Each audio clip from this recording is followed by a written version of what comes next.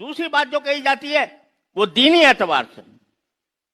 کہ دینی اعتبار سے وہ کہتے ہیں یہاں پر حضرت داؤد علیہ السلام نے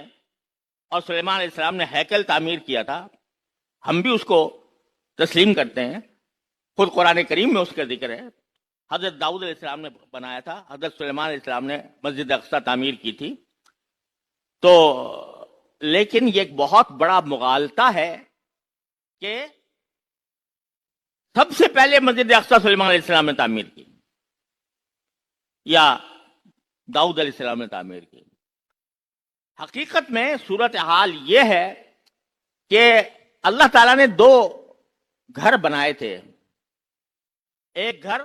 مکہ مکرمہ میں بیت اللہ، اور اس کی تعمیر سب سے پہلے فرشتوں نے کی تھی، پھر حضرت آدم علیہ السلام نے کی تھی۔ پھر چونکہ اس کے نشانات مٹ گئے تھے تو حضرت ابراہیم علیہ السلام نے آ کر اس کی نئی تعمیر فرمائی۔ حضرت ابراہیم علیہ السلام بانی نہیں تھے مسجد حرام کے، وہ مجدد تھے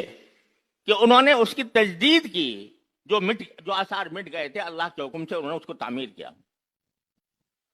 یہ اللہ تبارک و تعالیٰ کی طرف سے ان کو حکومت۔ حضرت سلیمان علیہ السلام نے بھی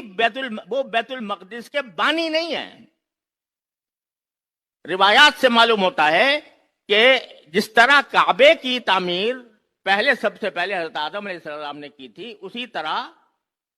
بیت المقدس کی تعمیر بھی حضرت آدم علیہ السلام نے کی تھی، لیکن اس کے آثار مٹ گئے تھے تو سلیمان علیہ السلام، حضرت داؤد اور سلیمان علیہ السلام نے اس کو تجدید فرمائی۔ جیسے ابراہیم علیہ السلام نے کعبے کی تجدید فرمائی تھی، اسی طرح انہوں نے تجدید فرمائی۔ لہذا ایسا نہیں ہے کہ یہ بنی اسرائیل نے تعمیر کی ہو، حضرت داؤد سلیمان علیہ السلام نے کی، اور وہ ہمارے بھی پیغمبر ہیں، تو اس لیے اس کی بنا پر یہودیوں کو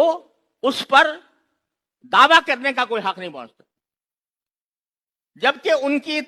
تورات، جس کو تورات کہتے ہیں وہ، یا جس کو عہد نامہ قدیم کہتے ہیں، بلکہ اس کے اندر یہ مذکور ہے کہ سلیمان علیہ السلام آخر میں مرتد ہو گئے تھے، کافر ہو گئے تھے، بت پرستی اختیار کر لی تھی۔ ایک طرف ان کی تورات یہ کہہ رہی ہے، جس کو وہ تورات کہتے ہیں، کہ حضرت سلیمان علیہ السلام مرتد ہو گئے تھے، کافر ہو گئے تھے، بت پرستی کرنی شروع کر دی تھی۔ ایک طرف یہ کہہ رہے ہیں، قرآن نے اس کی تردید کی، وما کفر سلیمان ولکن الشیاطین کفروا۔ سلیمان علیہ السلام کافر نہیں ہوئے تھے، لیکن شیاطین کافر ہوئے تھے۔ تو وہ ایک طرف تو کہہ رہے ہیں ان کو کافر،